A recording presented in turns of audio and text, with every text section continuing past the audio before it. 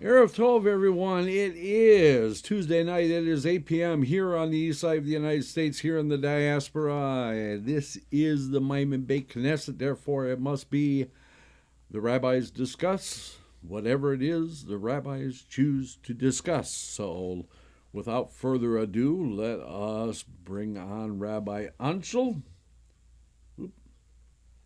You're on, Erev sir. Tov, everybody, and welcome to an interesting show tonight.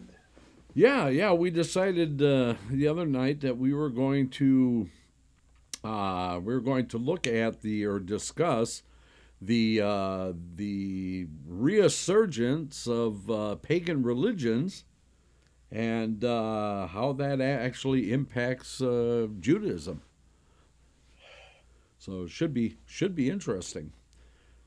Very. So we have in the chat room we have Simcha and we have Richard so far, and of course more to come. A true synagogue. Everybody comes in late, right? Jewish hour. Yeah. Oh my goodness. So we've been offline talking about some of these things. So what I did initially, I went on and I did a little bit of research, and I looked at, okay, what were the predominant pagan religions of modern day, and I got a list of basically 13 of them. They're probably the most popular of the ones that are out there. Of course, there's a lot of them out there, but and you had actually made a point when we were talking about this the other night that this really isn't new. No. But the resurgence of the pagan religion, there are many reasons why, and I'll give you a few of them. It was the rise of Russia after the demise of the Soviet Union, the militant Islam, the rise of China, the EU, which is starting to fragment, and also the division in the United States. So let's look at some of these pagan religions. Like I said, these are the ones that seem to be the most prominent today. So I'm going to go through and give you just a quick, real brief kind of definition of what they are. The first one is Asatru. I'm taking a guess at the pronunciation, and this is a religion dedicated to the gods of the Norse pantheon. Now, you just before the show, you were telling me that the first place that they built a pagan temple in recent times was Iceland. Iceland, and it's And dedicated to the Nordic gods, which are Thor and Odin. the Norse pantheon. Now, Yep. there's actually two of these in here. They actually figure them as different, but essentially they're both based on Norse pantheon. The next one, and these are all just in alphabetical order. Neo-Druidism or Neo-Druidity, which is a revival of the ancient religion of the Celts as provided over by a priestly caste of Druids. The next one, which I'm not really that surprised at, it's called Earth Spiritualism. I know you can't see me on the camera, but I'm making a face and rolling my eyes. Okay, so Earth Spiritualism, the pagan traditions incorporate attitudes of veneration and respect for the earth and shape the way of life that reflects the pattern of wisdom found in nature. This is from their own website. So Marshall has just joined us. Okay, so the next one is specifically earth worship, which is a religion that worships the earth, nature, or fertility deity, such as the various forms of goddess worship or a matriarchal religion. Some find a connection between earth worship and Gaia hypothesis. Earth religion is also formulated to allow one to utilize the knowledge of preserving the earth. Oh, how tree hugging. Just makes you want to just run out and grab a sapling and hug it, doesn't it? Yep. Okay, the next one is Egyptian paganism, or Egyptian neo-paganism, or new paganism, is a revival of the ancient Egyptian religion and related expressions of religion in classical and late antiquity. And so we have to actually make a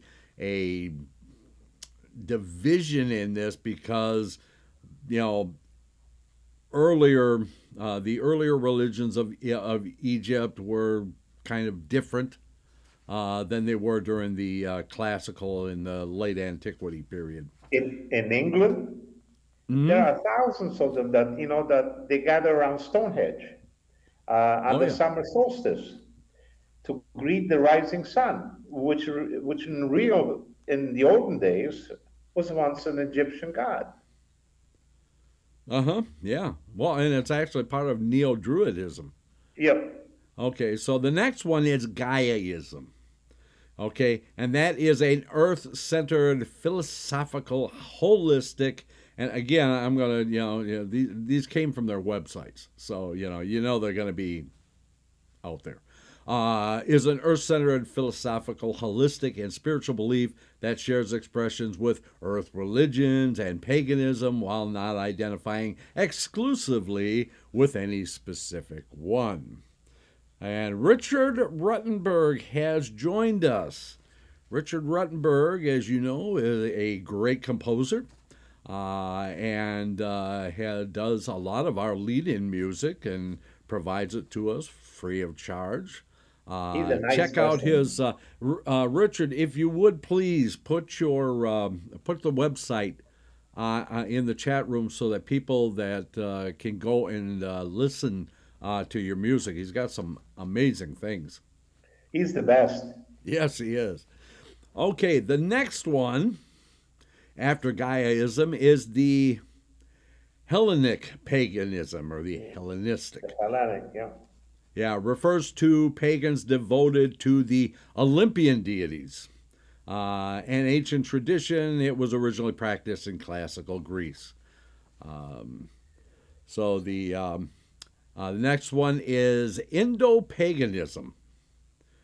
And this one is described as an umbrella term which describes the path followed by an ever-increasing number of neo-pagans who derive the majority of their spiritual inspiration from Hinduism and other Indo-origin spiritual paths such as Buddhism, Jainism, and Sikhism. Okay. The next one, and this is kind of related to the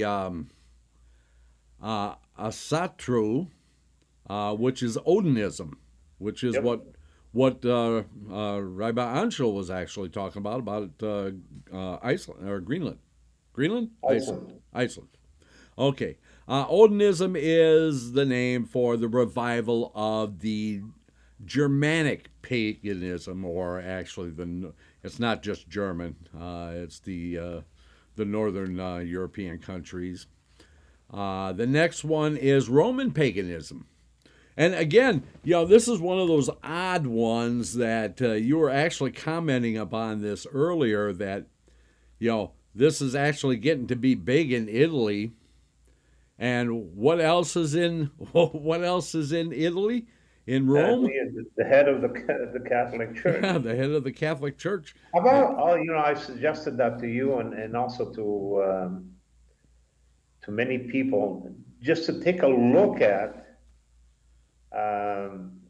the special room where the Pope greets ambassadors or people of high class, and and to look at the relief behind him, and most people are shocked to see that that bronze relief is actually of the devil. And I've had a lot of people say that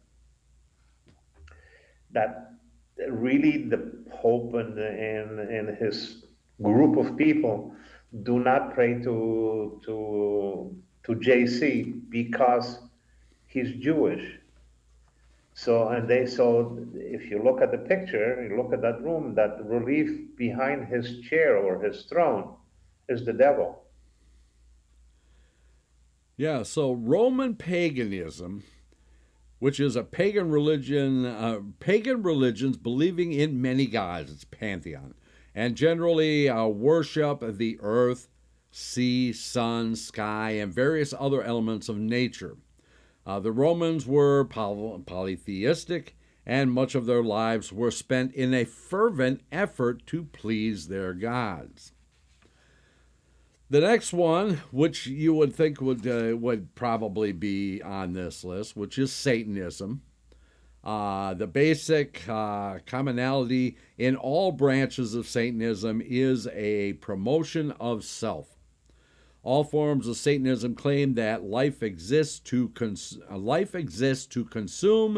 and that selfishness is a virtue.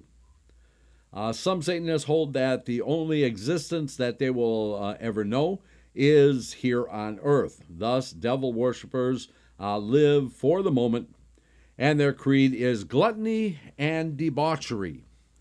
Rabbi Wyckoff has joined us. Rabbi Wyckoff is in the room. Okay, and the next one, this is, okay, I'm going to do my best with this one. Stegeria? Something like that. Stegeheria, or witchcraft. Which is an archaic Italian word which means witchcraft. It has been revived principally by Reverend Raven Gimassi to refer to as an Italian-based tradition of religious witchcraft. It is sometimes called, I'm not even going to try that word. And then finally we have Wicca, which is a neo-pagan religion that incorporates witchcraft. Of all of these, actually, Wicca is probably, well, along with earth spiritualism and earth worship, Wicca, which they try to promote as being very ancient, is actually not ancient at all. It's actually was somebody came up with the idea back in the 1970s. So, compared to these other ones, it's not really that old. But yeah, so there you go. The top 13 pagan religions in the modern times. So I guess the question is I mean, of course, and you pointed this out when we were talking, is that these pagan religions have existed forever, and they've always had groups of believers. But in recent times, it's become very big. Yeah, the ancient times, especially in Rome or in Greece, they promoted the Hellenists. They promoted the worship of Zeus um, and the other ones, Aphrodites and Athena. Yeah. Uh, Also, in the United States, at the Getty Museum in LA, children write prayers to Aphrodite and to Venus. Hmm. Is this part of their school curriculum? Yeah, Yeah, I and am. in the UK, in some of the sites, they burn the Wicker Man, as the Druids once did in the olden days. Hmm. So they're reviving some of the old stuff. The question is, like you said, the question is, why is it happening? Why are people going away from the two or three main religions, and they revive some of these old, you know,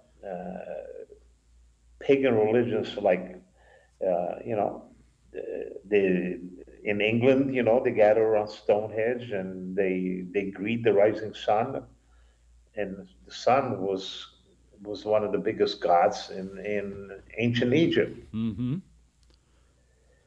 Why is it happening? Yeah, that's interesting. Actually, Rabbi Craig put into the chat room, would you consider humanistic Judaism a pagan religion since they do not believe in God? That's an You ask, interesting question. you're asking me? Oh, basically he's asking both of us. Is it a real religion? No, it's pagan. Anything that has to do, especially with Judaism, anything that has to do not to believe in Hashem, to me is pagan. Okay. Now, this is my opinion. Some other people may not agree with me, but Yeah, I don't know if I would consider it pagan because I mean they do still.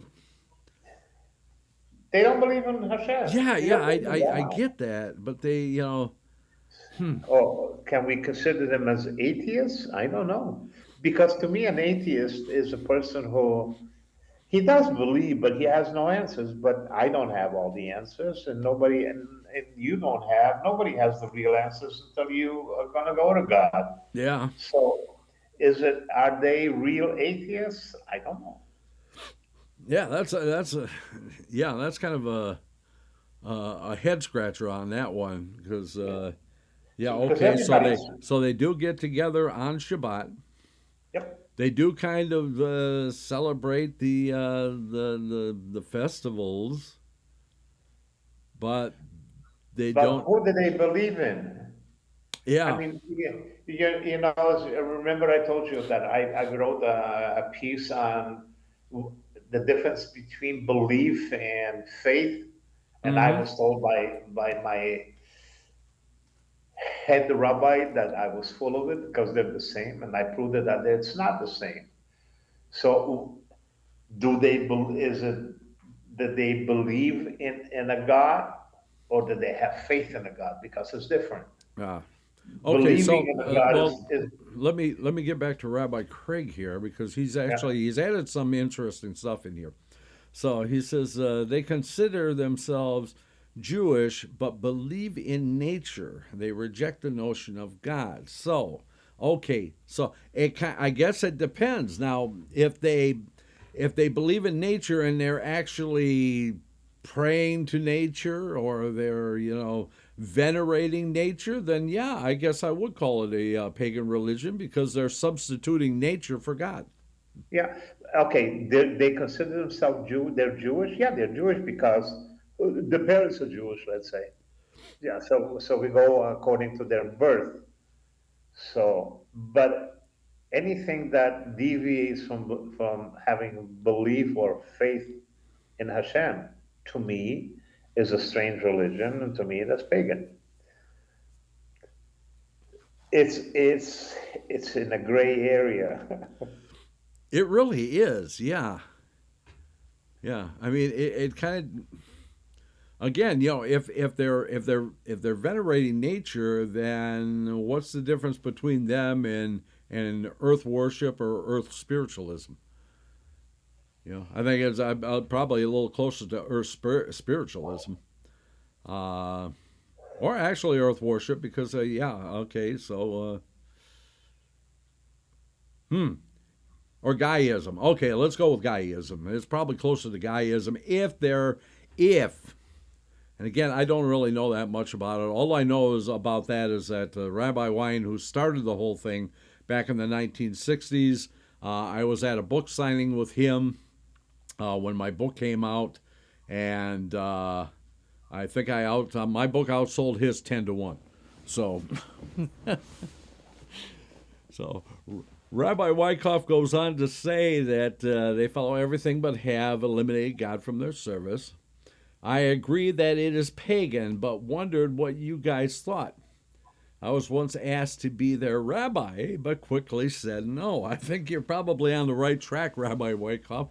Like I said, if it's okay, so if they replace God with nature, then again, if we go back to the definition of Gaiaism, is an earth-centered, philosophical, holistic, and spiritual belief that shares expressions of earth religions and paganism while not identifying exclusively with any specific one. So Here's my question. I have to go with Rabbi Wyckoff on this.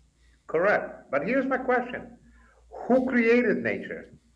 Exactly. Yeah. Yeah, I mean, we always get to that point. Well, it was, the world was created by a Big Bang. Okay, well, what was there before that? But if you go to, everybody has taken a little bit of physics. For every action, there's a reaction. Mm-hmm. But the Big Bang, what started the Big Bang? Something has to start it. Yeah. What is the beginning? Yeah, well, it says it compressed to a singularity and then exploded. Well, what happened before that? I mean, you can always go to the next. What happened before that? What caused this thing to compress to a singularity? Who did it? Who did it? What did it? You can go on forever and you come back basically to the same thing. Yeah. So Donald has joined us. Good to have you, Donald. Glad you didn't fall asleep on us tonight. But I understand. If you're working, then yeah. Okay, that happens, And Mazel Tov, Donald. Before the show. Yeah, Mazel Tov, Donald, for on the new job. Yep. We'll have to make sure that we make a simcha on Shabbat for that.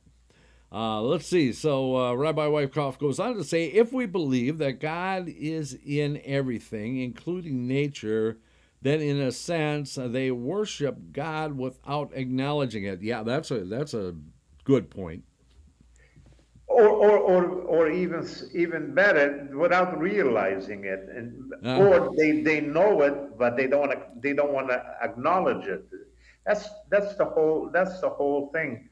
When it comes to, let's say, other gods, can you prove it?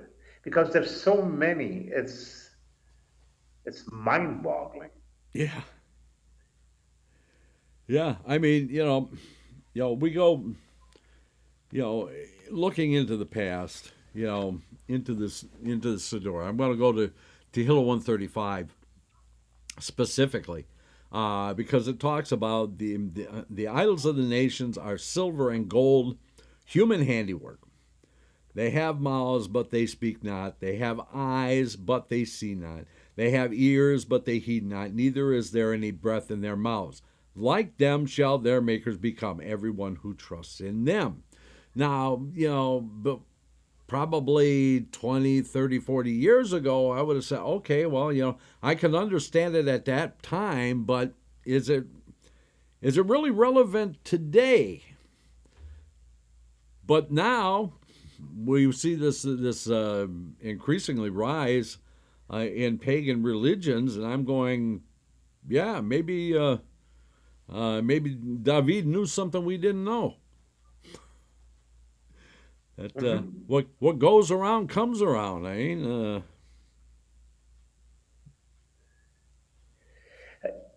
But if you really look at the pagan religion, pagans really focus primarily on earthly life, gratifying physical desires. They pursue personal happiness, Mm-hmm. So they're just, to them, truth was relative. So is that the draw for these religions? I see that. Okay. They don't believe in actually in the concept of sin or guilt or judgment. So basically, what it's saying is giving them the freedom basically to do anything, which is contrary to our religion, or even to the Christian religion or the Muslim religion, which are the three main religions. But if you believe that you don't believe that you are a sinner or you've done something wrong, or do you Yeah. feel guilty by doing something wrong? Okay, I can see judgment because we're not allowed to judge. Only God judges. But then it it gives them total freedom. Right, right. It's all about the self. Yep. There's no responsibility for anybody else. It's all about me and what I can get out of things.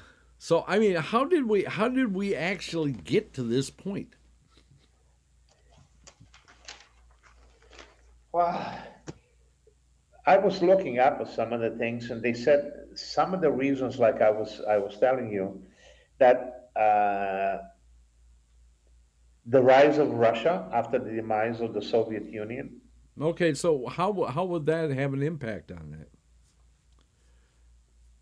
because because Russia splintered. Now you have countries like Uzbekistan and all those in the Ural Mountains, who basically now are not part of the Russian or Eastern Orthodox Church. Now they Okay. are Muslim. Okay, so let's try to root cause this. Okay, Hmm.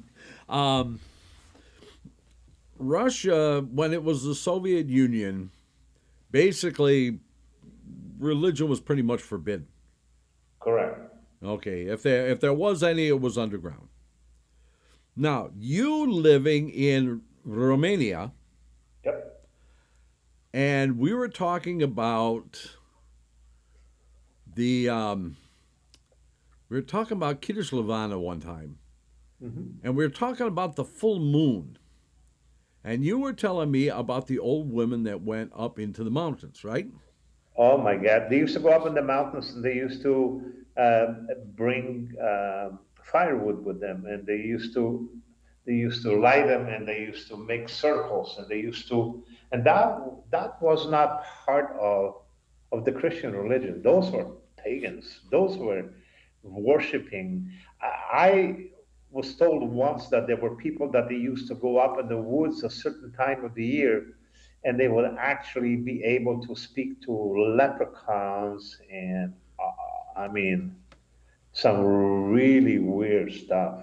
I mean, really weird stuff. Okay, so we have the this, and again, speaking, specifically about Russia, and we look at some of the movies that came out during the Soviet period, and some of the fantasy movies. The fantasy movies all being about they're basically old pagan religious um, themes in these movies. Mhm. Um, and then okay, so you suppress religion for what 60 years or so, Yep. and all of a sudden now the Soviet Union breaks up, and people have freedom that they didn't have before. They realize that the Soviet concept of the state and all this other stuff is complete bunk. So now they got to start looking for something to put meaning in their life. So they go back to what they knew. Most of them did. A lot of them went back to the revival of the Eastern or the Russian Orthodox Church, but a lot of them stayed with their old in their old ways. Especially, yes, I can see that happening in Moscow or in the main cities. But the small towns, they stayed with their old pagan traditions. Right. up in the Ural Mountains and stuff like that. Yeah, or So okay, so that kind of explains Russia. But then we get to like again Neo-Druidism, which started in it was a Celtic religion, uh, pretty much in the British Isles and stuff like that. Now Britain has been um, Catholicized, I guess, for lack of a better term, for a very long time, and now all of a sudden there's this resurgence of Neo-Druidism happening in not just in the British Isles but in other places too. Yeah, well, you take a look at Scotland. In Scotland, people used to paint themselves in red as red devils to celebrate the old Celtics festivals or Beltane. Uh huh. Okay. In the UK, you had a lot of sites that they burned their wicked as the same way as the Druids did. And they still do it. I'm not saying that they do it in London or in Belfast, but the small towns, it's almost like it became part of them because part of their beliefs. Well, and that's a good point because when we look at it, a lot of the Christian holidays were actually put on dates that were pagan religious dates originally in an effort to kind of counteract or come up against them. But a lot of those traditions actually remained, like you said. The burning of the Wicker Man, the um, uh, Samhain, the carving the pumpkins, or actually they were actually turnips. Uh, Back then they would carve turnips, not pumpkins. Um, and communing with the moving among the dead on that December 31st. Uh, so yeah, okay, so in that world, yeah, it's that pagan religious concept has always kind of been there under the main flow of Christianity. So So basically, I mean, I give you my opinion. okay, so let's take the other religion. Okay, so the demise of the Soviet Union. So now you have the rise of Russia, and you have the splinters in the different religions. What about militant Islam,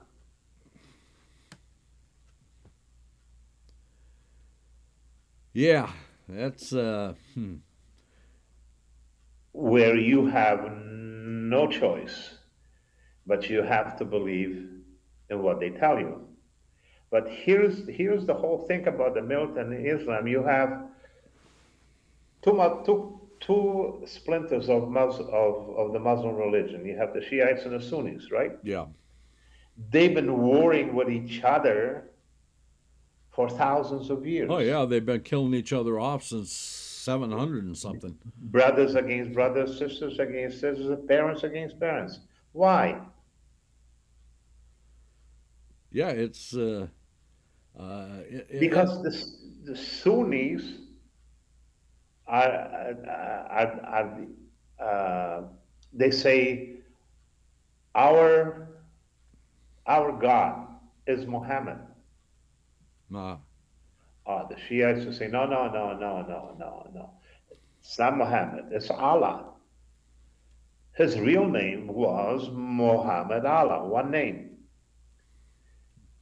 But they splintered.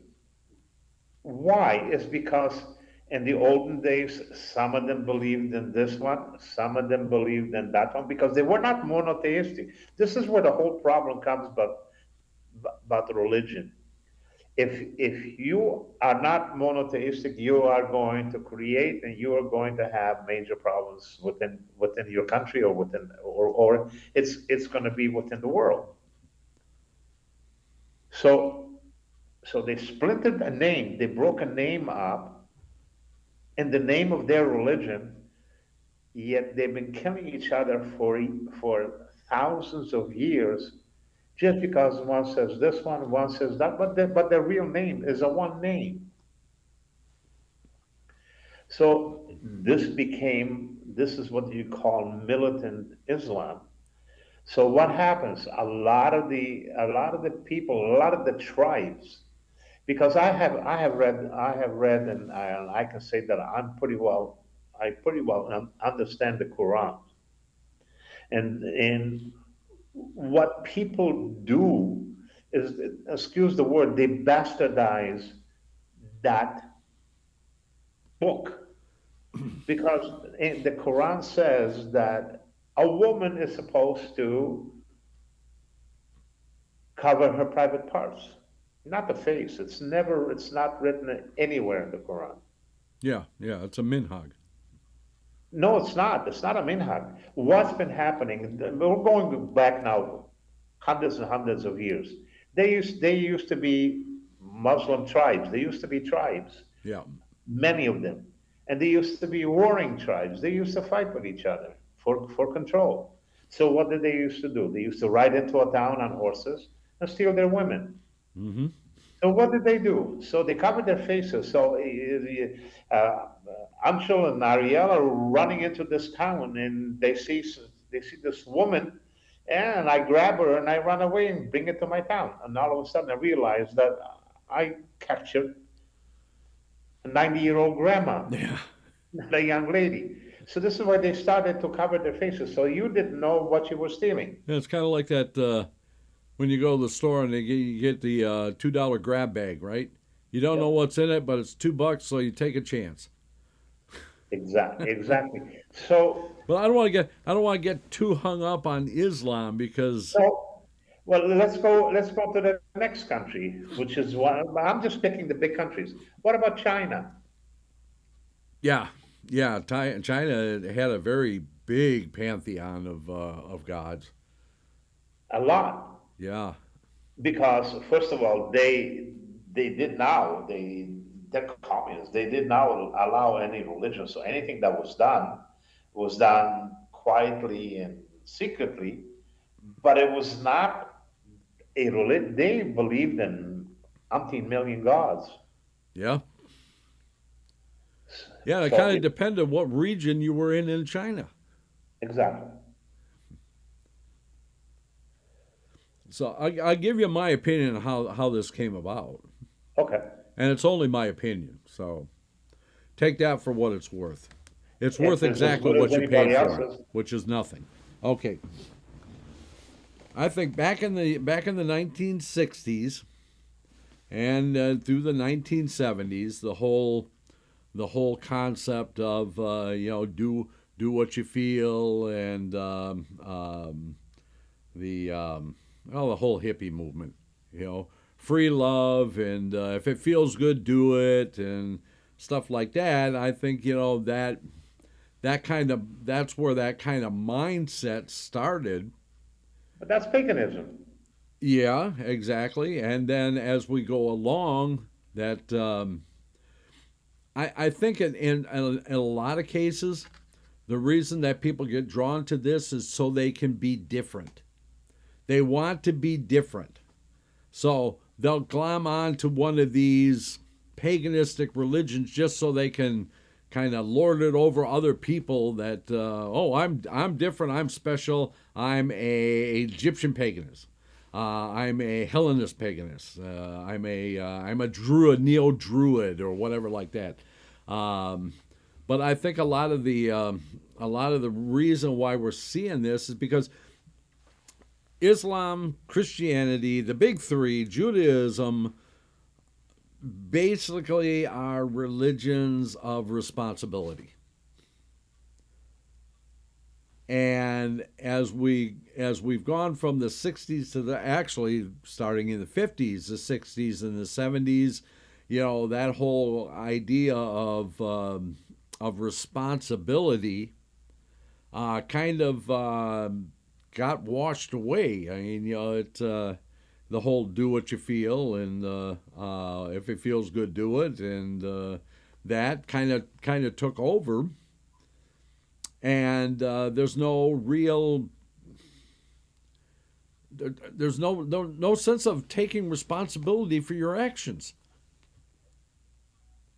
Okay, explain to me this. In the United States, thousands travel to the Burning Man festival, which caters to uninhibited behavior resembling old pagan Mm-hmm.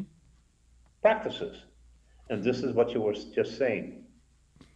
It's the 650s and the 60s where you had the hippie movement, the drugs, Yeah. the free thing, the free love and free this. This is the pagan under. Oh, did we lose you? Oh, yep, yep. Are you back now? Yeah, Okay, we kind of it's lost you just, there for a second. yeah, it's the internet. Yeah. But you were saying that the 50s, the 60s, and the hippies, and Yes, it's exactly what paganism believes in because you know they they believe on earthly life, the gratifying physical desires, pursuing personal happiness, you know. So yeah, they have very few creeds.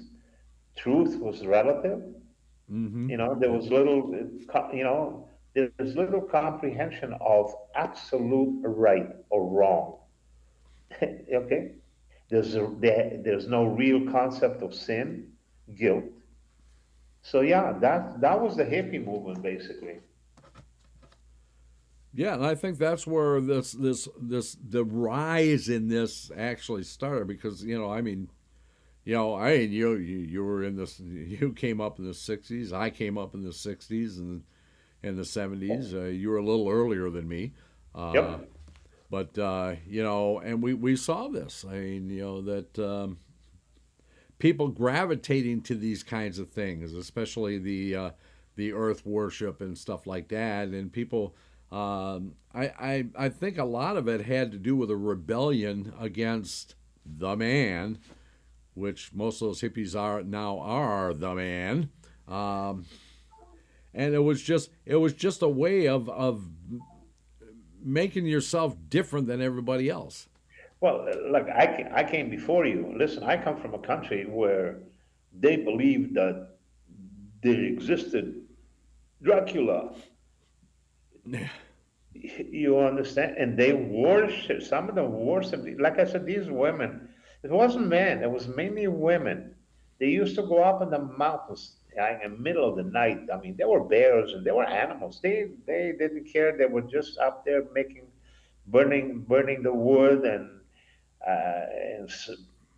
you know, actually worshiping. I don't know what they were worshiping because I was not up in the mountains, but they certainly didn't worship their idol. They were worshiping Shamas. I don't know. Uh huh. And this was done every month. It didn't matter if it was warm or snow. They were up in those mountains, and we used to watch them. This was going on all night. Yeah. And like I said, there were many things people believed in. They actually even some people believe that there's sometimes you go up in the mountains and you can talk to what do you call them? I mentioned the word before. I forgot it. The little man, Oh, the leprechauns. the leprechauns, and they could turn steel into gold and all this, and they could pray to the leprechauns. Yeah, I mean, this is some weird, sick stuff. Okay, we're at our halfway point, so we're going to take our break. We're going to take a quick 6 minute break, and then we'll return and we'll get a little deeper into this subject. And I'd like to see more coming from the chat room, other than Rabbi Craig. Rabbi Craig's got some good stuff coming in here, but my goodness, other people must have some opinions too. So Okay, yeah, let me. I'm going to turn you down here for a minute. okay. And okay, so again, we're going to take our break. We'll be back in 6 minutes, so stay tuned. Let's all go to the lobby. Let's all go to the lobby. Let's all go to the lobby to get ourselves a treat. Delicious things to eat. The popcorn can't be beat. The sparkling drinks are just dandy. The chocolate bars and the candy. So let's all go to the lobby to get ourselves a treat. Let's all go to the lobby to get ourselves a treat. It's intermission time, folks, so hurry, hurry, hurry. Step right over to our refreshment center for the most extravagant array of refreshment goodies ever assembled under one roof. Enjoy breathtaking, mouth-watering goodies, everything from a snack to a delicious full meal. At our refreshment center, you'll find a large variety of goodies to satisfy your hunger, your thirst, or your sweet tooth. So hurry, hurry, hurry. Visit our refreshment center now. The show starts in 5 minutes.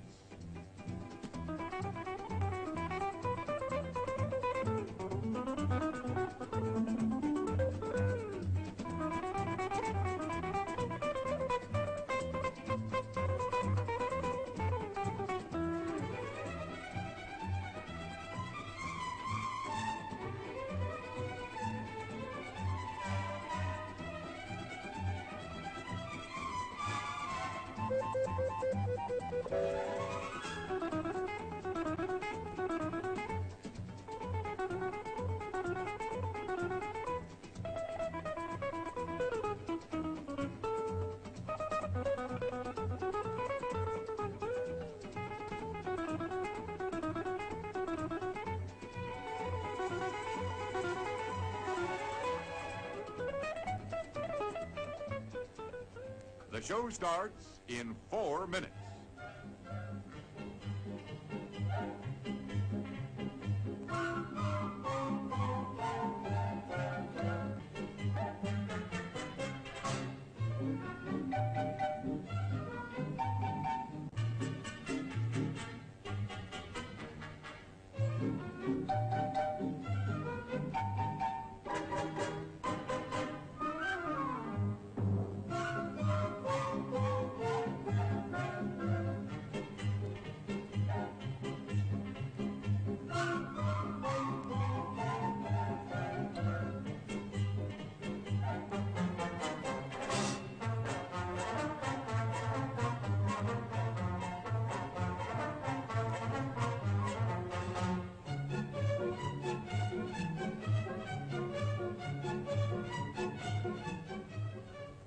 The show starts in 3 minutes.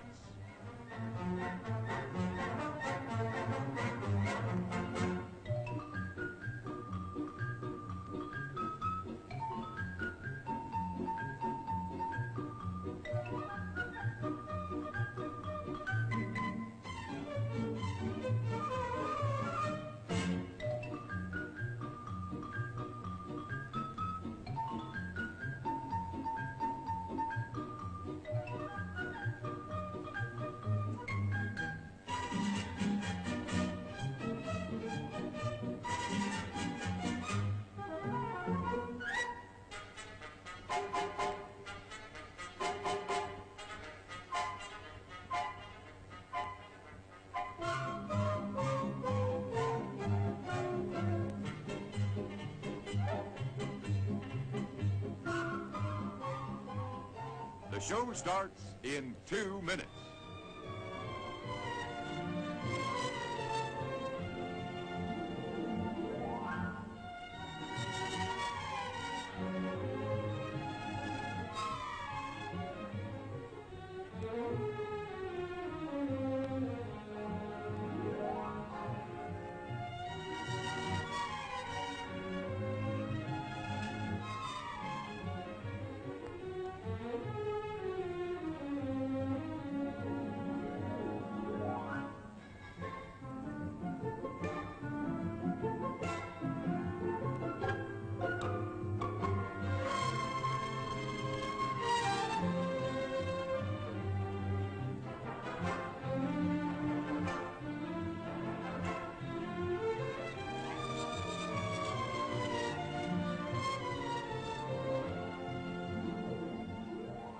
The show starts in 1 minute.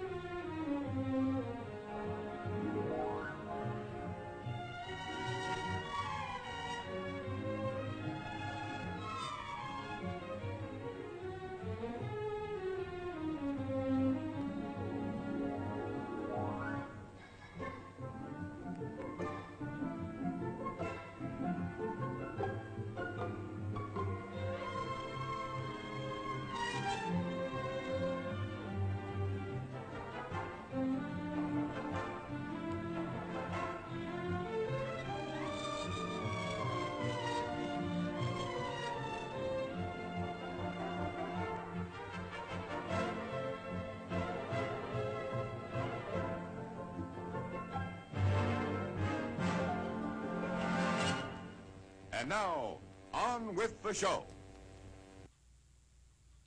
And we are back. Okay, so we are discussing this rise in paganism in the modern times, and let's see. Let's put his picture up here first, and then we'll bring it back, Rabbi Ancel.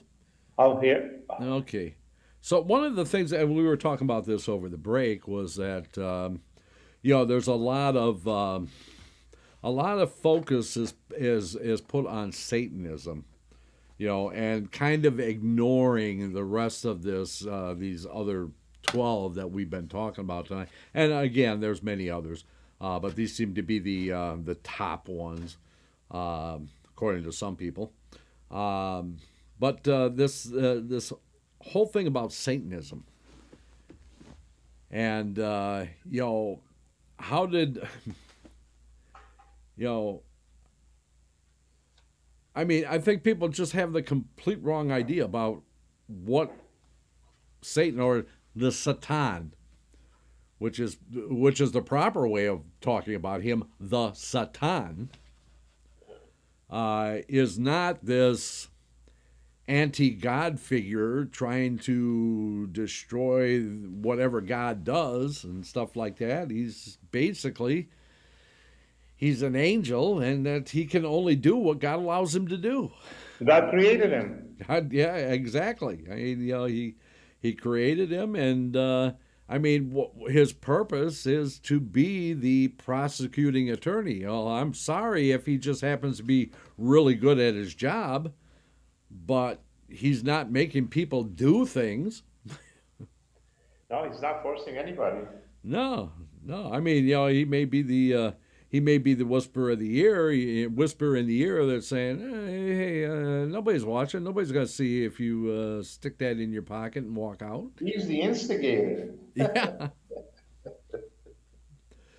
But I mean, again, he only does what God allows him to do, and we got perfect proof of that in the book of Job. Yep.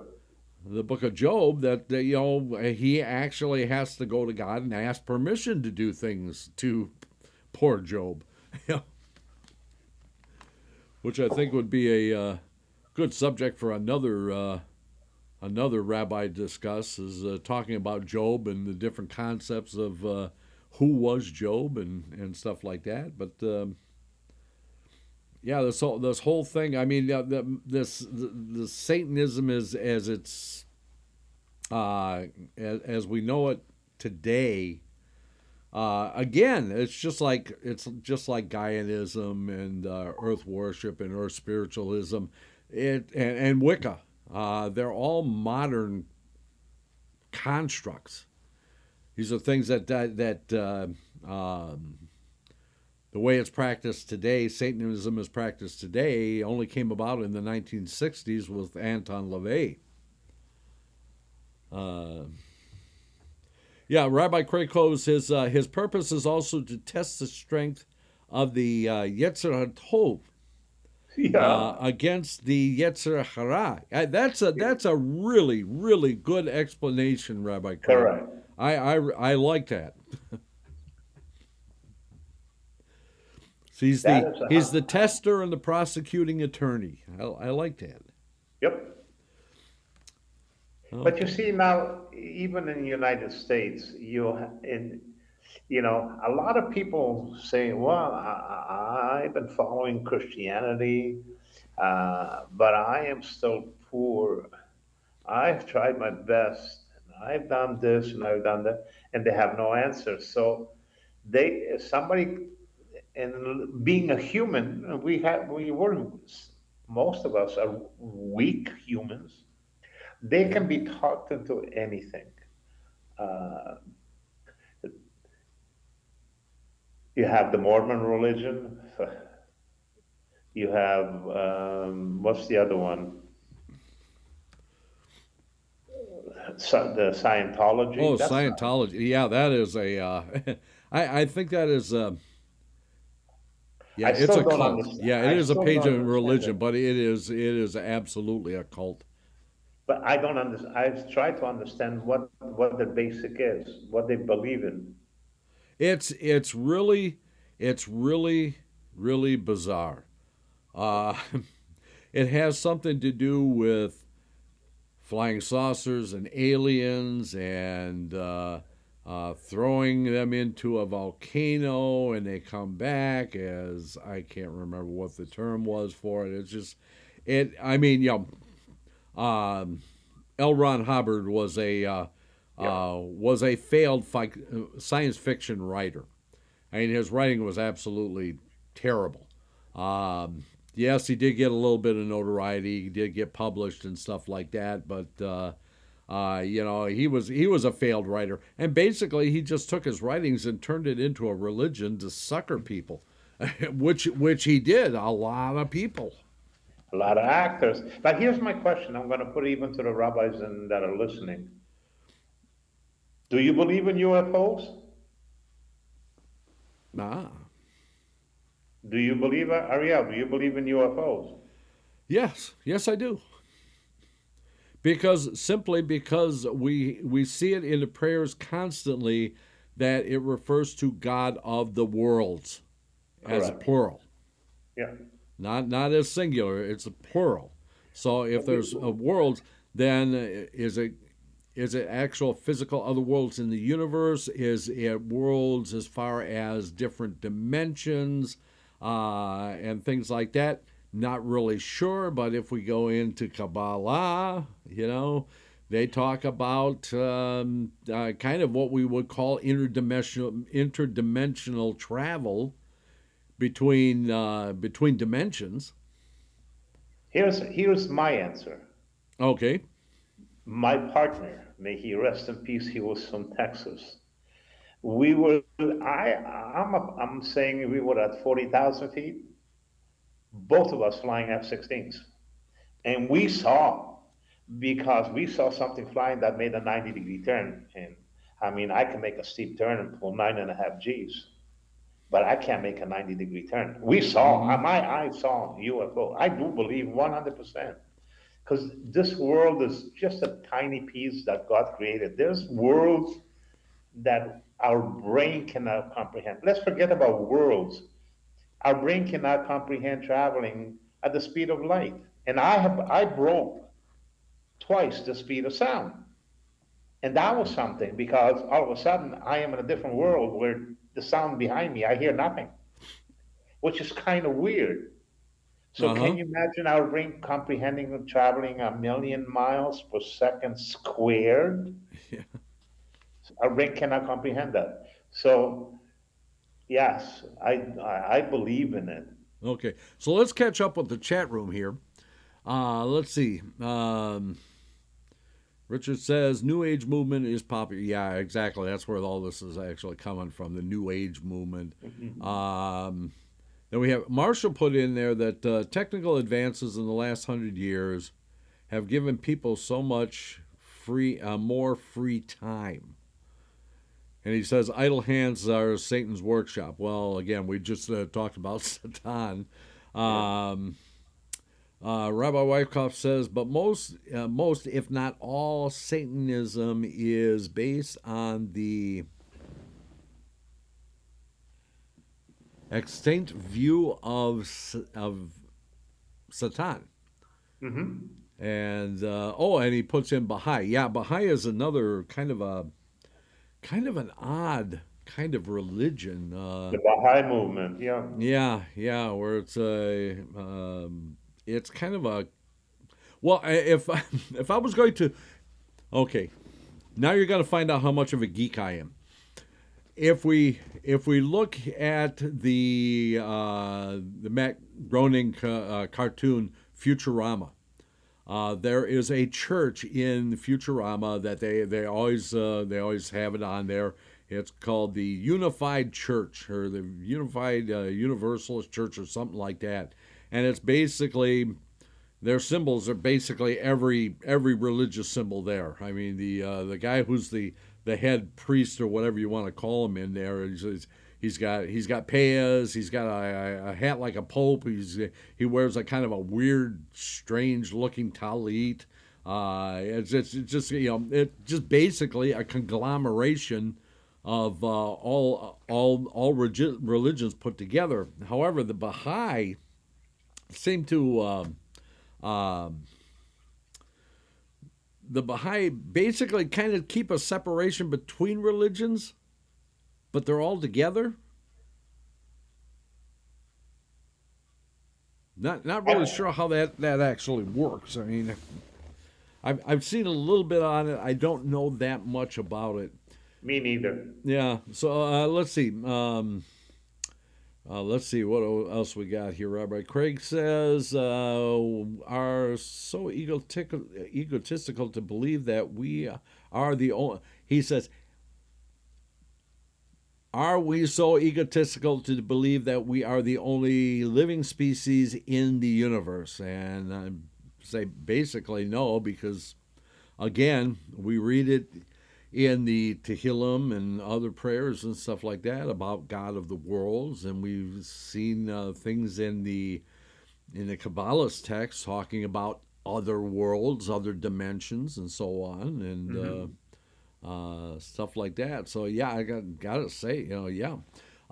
Richard Ruttenberg put in a question a while ago, asking about what about the Bar Mitzvah. Bar Mitzvah? And then he goes on, he just put it in during the break. It says, the Bar Mitzvah rabbi was engaged to my sister before he became a rabbi. His father Rabbi Frank. I know him personally. Yeah, his father was a rabbi and ordained him before his death. I know him. He is a complete fraud. In it for the guilt only. I think you're pretty much on that line, aren't you?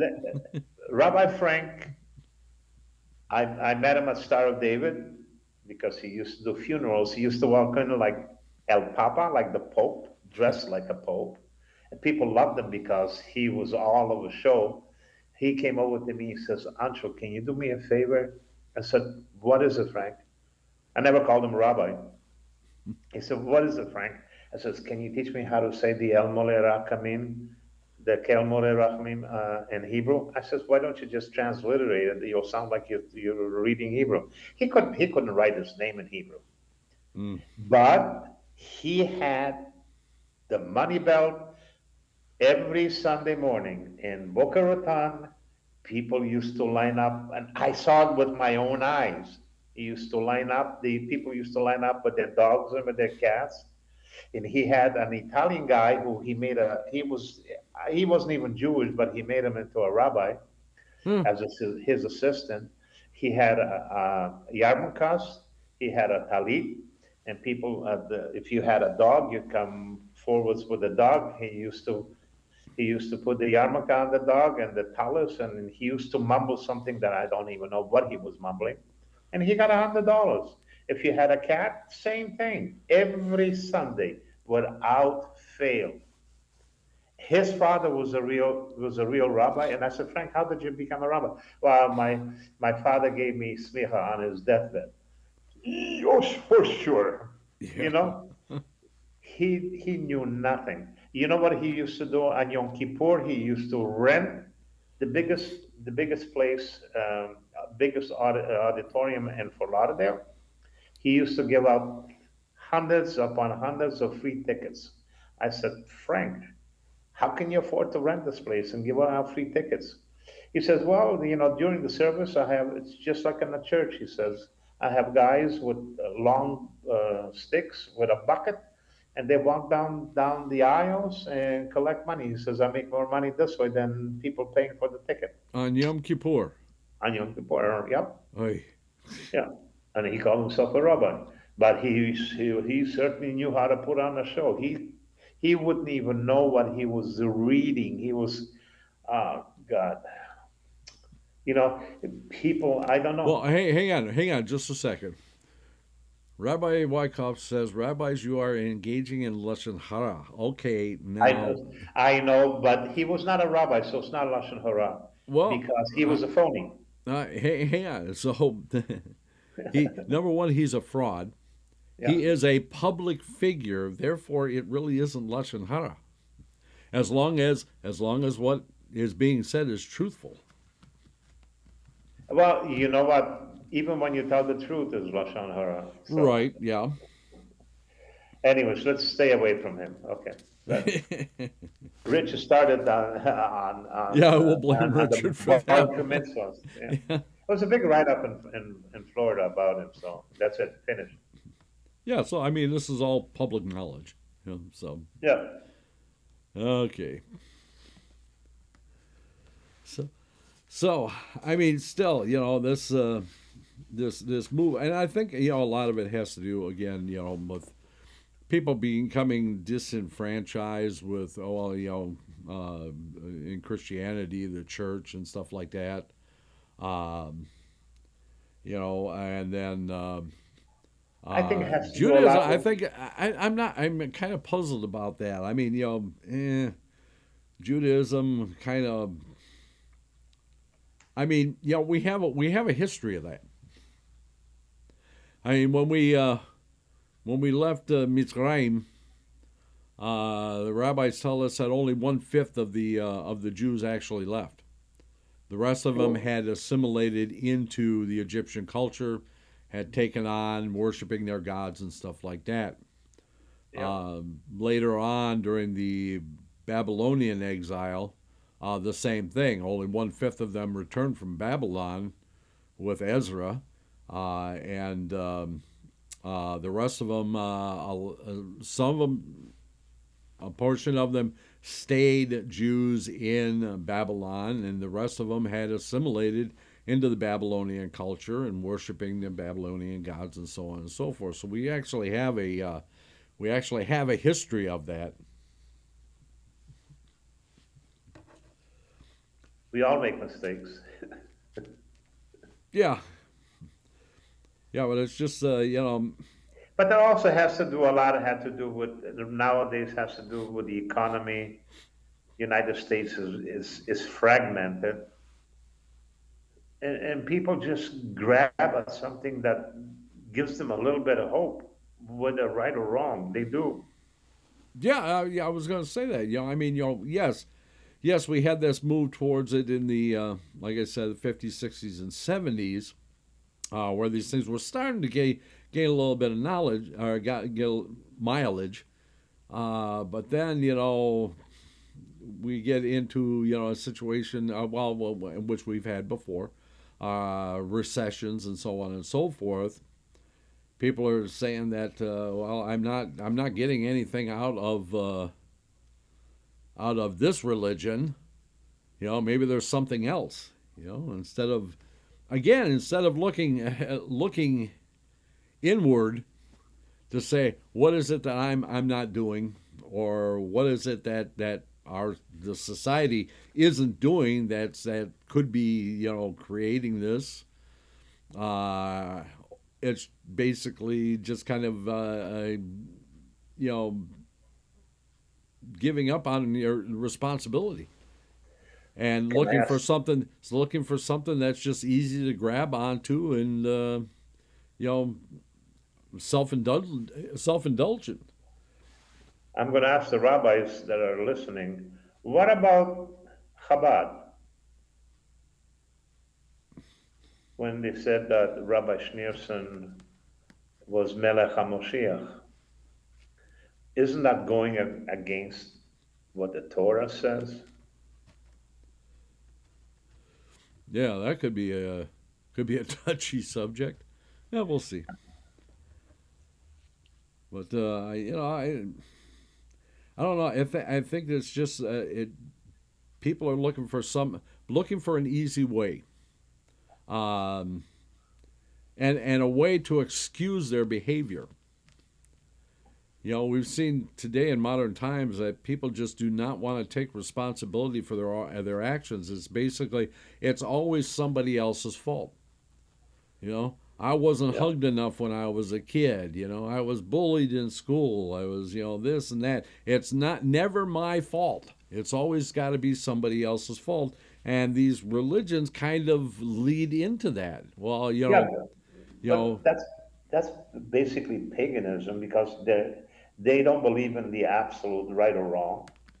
They don't believe in the concept of sin or guilt. The truth is relative. They don't believe in God, so it makes it easier for them. Yeah. And then the other thing, the one that we haven't actually talked about, which is the worship of science. You know, we heard that a lot during the whole COVID thing about, the science is all, and we've actually heard this for, decades now, that, it's all about science. It's all about science. And, and again, we have, during the summer, we have done a lot of studying on the Kabbalist text, and we have found some, we've found things in there. We actually wrote that, I wrote that piece on the Abraham and the E8 theoretical physics. And that these things that science is actually coming up with now, saying the new discoveries and stuff like that, we can find them in the writings of the rabbis, a couple of thousand years ago. I mean, that was one of the other things that we were talking about. Again, we each, when we're reading these things, we each bring to it from our own perspective. It's like Einstein said, perception is relative. And again, when we're studying Kabbalah texts like that, I mean, I'm going to draw different things out of it than you're going to draw out of it. And you and I are going to draw things out of it that a farmer would draw something else out of it. It doesn't mean that any one of us is right or any one of us is wrong. It's basically, that's what Kabbalah is. I mean, it's, people understand these, they gain knowledge or understanding from their position in space and time. Correct. So it's any comments? Yeah, let's see what we got there. Let's see.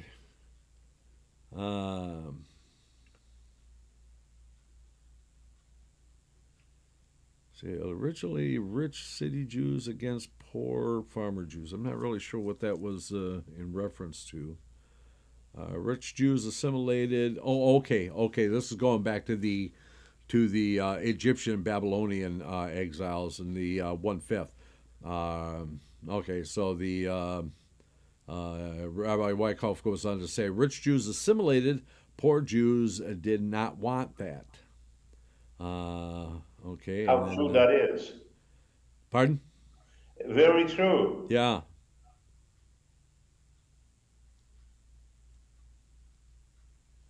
Okay, so what about nowadays? The very, very rich, high class Jews, do they go to synagogue? No, not really. Not most of them. Large portion of them no. They've more or less secular Jews. Because the the poor only people, time the the poor only time people you see them in synagogue is on the R and K Jews, Rosh Hashanah and Yom Kippur. yeah, the poor people come to synagogue. They want to pray to God, and when they are asking for help, the rich Jew doesn't need any help. He already has it. Yeah, and he's the one that needs to be in the synagogue the most. Again, we're talking lashon hara.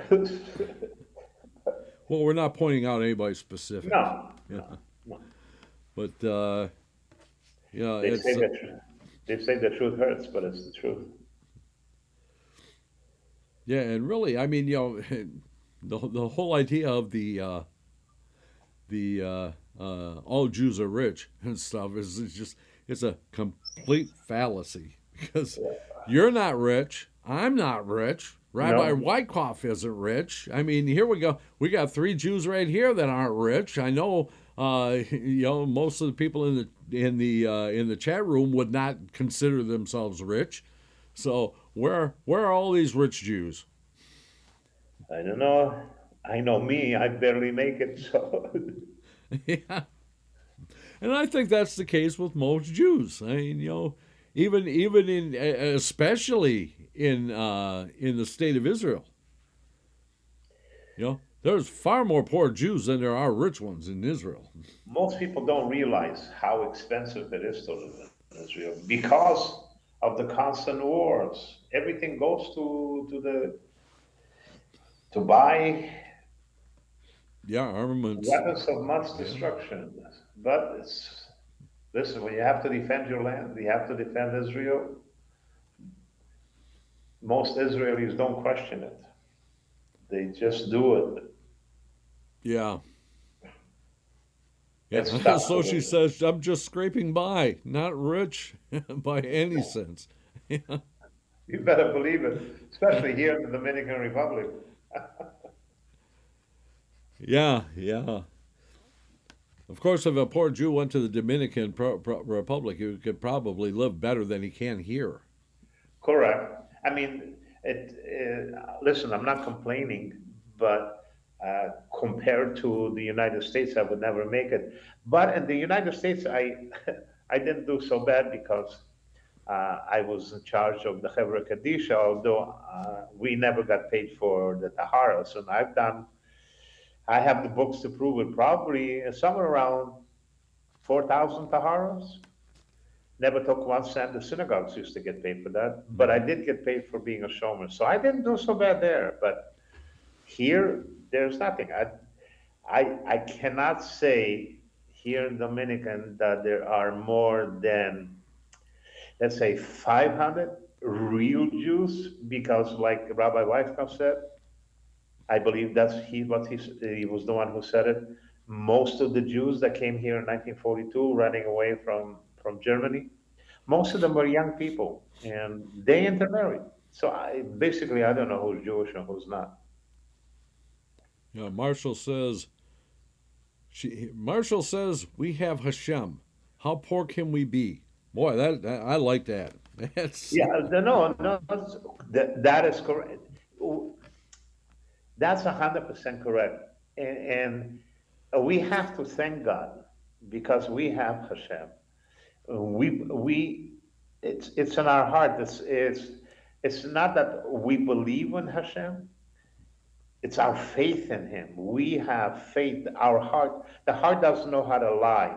That's where the faith lives, and the faith is in Hashem. Because, like I said, belief is in your head, and your head can be split different ways. You go to 10 rabbis, you'll get 20 opinions. Excuse me, I'm just kidding. But you know what I mean. Yeah. But the heart doesn't know how to lie. So this is where our faith lives. That lives in Hashem. And that is Judaism. It's unfortunate in Israel that, I would say, that a part of Israel is secular. But even though being secular, they still believe in God. Yeah. Well, that's why, we refer to it as the state of Israel, not Eretz Israel. Yeah. There's a big Well, difference this, between this the is two. this is the contention of a lot of the ultra-Orthodox that Israel is not a country, doesn't exist, only when Mashiach will come. My question is if you don't believe in Israel, what are you doing in Israel? Yeah, yeah. Yeah, I draw a big distinction between the state of Israel and Eretz Israel. Right now, it's the state of Israel. I think it was Rabbi Noam Schiller who actually talked about that, and he actually lives in Israel. Yeah, Um, but in Hebrew, what do you call Israel? Israel. Eretz Israel. That's the land of Israel. It's not saying the state of Israel. Eretz means the land of. Yeah. So as long as we have Hashem, we will survive because He will always protect Israel. He will always protect because the anti-Semitism, the paganism that's going on now around the world is scary. Very, very scary. Yes, yes, it is. It's getting yeah, it's getting and I made this before talked about this is getting to be like the 1920s all over again. Yep. You know, the late 1920s led to the what happened in the 1930s and 40s. I mean, you know, it's a scary time, and I've talked to you know Holocaust survivors and stuff, and they say we've heard this all before. Yeah, I heard it from the mother, from the words of my own mother. May she rest in peace. She spent 4 years in Auschwitz, and I heard stories that would turn somebody's skin inside out. But Hashem wanted her to live. She brought back her whole entire family. She brought back a sister, 5 brothers, mother, and father. Mm, very So fortunate. very fortunate. And then when she came back to her town, the Jewish people used to say to her, "Why you?" And I can Uh, understand why they would ask that question, because most of them lost their entire families. oh And she yeah, came yeah. back.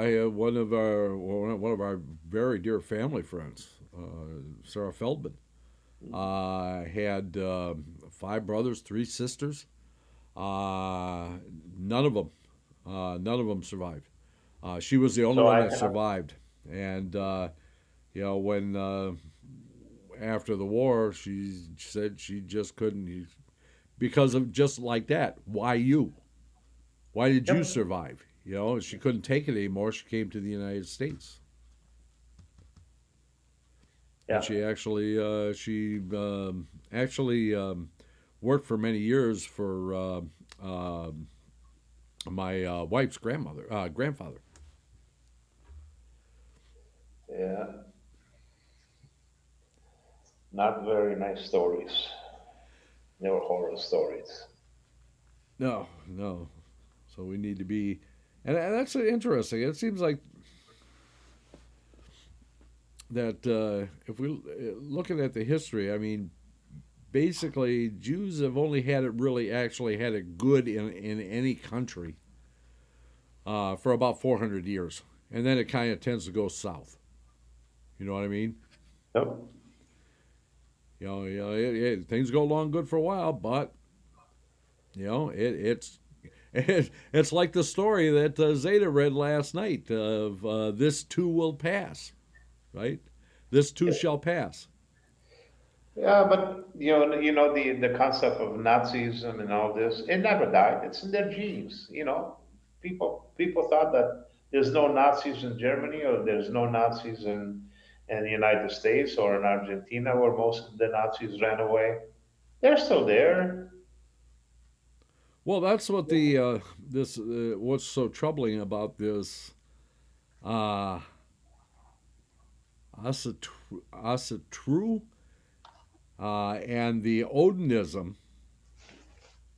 going back to these North pantheons, which is pretty much what Hitler did. You know, so Yeah, is it following the same? Is this following the same path? You know, It's, believe it or not, and I don't know what the other rabbis think, but these times are scary times. Me living in the Dominican Republic, uh, I feel safe because I'm protected by law. Because when the Jews came here in 1942, there was Trujillo was the dictator. He saw these people how hard workers, because they built actually the city of Puerto Plata and Sosua, where I lived for 11 years, and now Cabarete. So he gave them thousands upon thousands upon thousands of acres, and they became, over time, they built the city. The original synagogue is still in Sosua, and they became multi millionaires by selling the land. But because he saw what type of people they are and how hard workers, and these people that came to the Dominican, they were teaching the Dominicans. There were no school, no nothing. They didn't know anything about tools. They knew about a hammer and a sickle.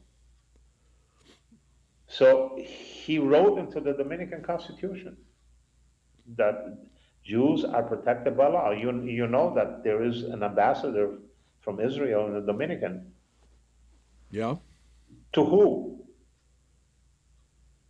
I mean, how many Jews are there here? Real ones? Like I said, let's go high, 500 to 1,000. I doubt it there's 1,000. But usually, when there's an ambassador in a consul, there has to be at least 5,000 people. Like there's American consul and ambassador and hmm, Canadian, because there's a lot of Canadians and Americans living in the Dominican. But as far as an ambassador, there's no reason why there should be an Israeli ambassador in the Dominican. But just for that reason, because what that dictator wrote into the Constitution. So there's a tie between, there's a friendship between the Dominican Republic and Israel. And so they have a ambassador. okay. Well, we've come to about the end of our time. This has been a very Yes. interesting discussion. So I'm going to turn you down here for a minute while I sign out, Okay. and I'll be right back. Okay, I want to thank everybody for being here this evening. I hope you enjoyed the discussion as much as he and Rabbi Ancel did, and apparently Rabbi Craig. Rabbi Craig, thank you for being in the chat room again tonight. You had a lot of really good stuff to put in there. Don't forget, tomorrow night is the Torah study in depth, again with myself and Rabbi Ancel. And then Friday evening at 8 p.m., all times are Eastern. 8 p.m. is Kabbalat and Ma'ariv Shabbat service. And then Shabbat morning at 10 a.m. is Shachrit and Musaf. Monday is Zeta Story Corner. And then right back here again on Tuesday at 8 p.m. Eastern for the Rabbis Discuss. And we will see what we decide we're going to discuss next time. So, everybody, thank you for being here, and we'll simply say, Laila Tov.